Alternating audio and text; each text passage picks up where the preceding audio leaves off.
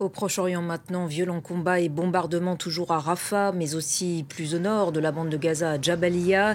Le ministère de la Santé contrôlé par le Hamas fait part d'un nouveau bilan d'au moins 35 386 morts. On va rejoindre à Jérusalem notre correspondante Claire Duhamel. Bonjour Claire, cette offensive israélienne se poursuit, y compris dans des zones comme Jabalia, où l'armée israélienne disait pourtant avoir détruit la structure militaire du Hamas. Bonjour Ashreen. Oui, ça faisait des mois que l'armée israélienne disait cela, que le commandement du Hamas en tout cas avait été détruit. Or, il semble qu'à Jabalia, le Hamas a toujours le contrôle puisque des témoins sur place parlent de combats très intenses dans les ruelles du camp de réfugiés. Le Hamas a l'avantage dans cette zone qu'il connaît par cœur. L'armée israélienne a annoncé que l'un de ses soldats avait été tué hier dans ce contexte, mais le Hamas estime que les pertes israéliennes sont largement minimisées. Et puis le Hamas conserve des forces de frappe sur Israël et ça a été prouvé encore ce matin puisqu'une dizaine de roquettes ont été tirées sur la région d'Ashkelon. Elles n'ont pas fait de victimes puisque le système israélien du dôme de fer a intercepté celles qui visaient des zones peuplées. Et puis vous l'évoquiez, les combats et les bombardements s'intensifient encore sur la ville de Rafah au sud de Gaza. Cela fait maintenant près de 2 semaines que les Israéliens ont pris le contrôle du poste frontière de Rafah et ont ordonné la population civile d'évacuer une nouvelle fois encore.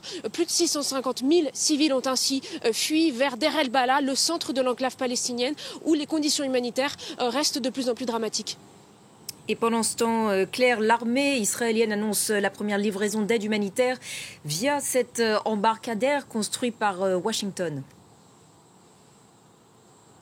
Oui, c'était un projet depuis plusieurs mois des Américains, construire un pont temporaire au large de Gaza City pour faire parvenir de l'aide humanitaire par voie maritime. L'objectif des Américains, c'est d'y faire parvenir jusqu'à 150 camions par jour.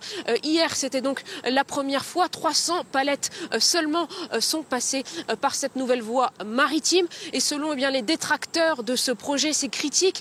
Ce projet, il détourne un petit peu l'attention puisque par la mer, c'est bien plus compliqué que par la terre de faire passer des camions en nombre et ainsi la pression sur Israël se veut moins forte puisqu'il y a désormais cette voie maritime.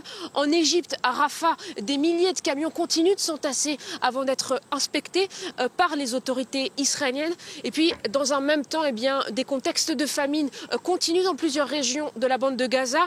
Certains de mes contacts au nord de Gaza, dans la ville de Gaza City, me disent que trouver de la nourriture, c'est désormais leur priorité absolue et que faute d'aide humanitaire suffisante, ils doivent se tourner vers le marché noir. Les prix explosent et pour beaucoup de civils épuisés par près de 7 mois de guerre, c'est tout simplement impossible de s'approvisionner en nourriture.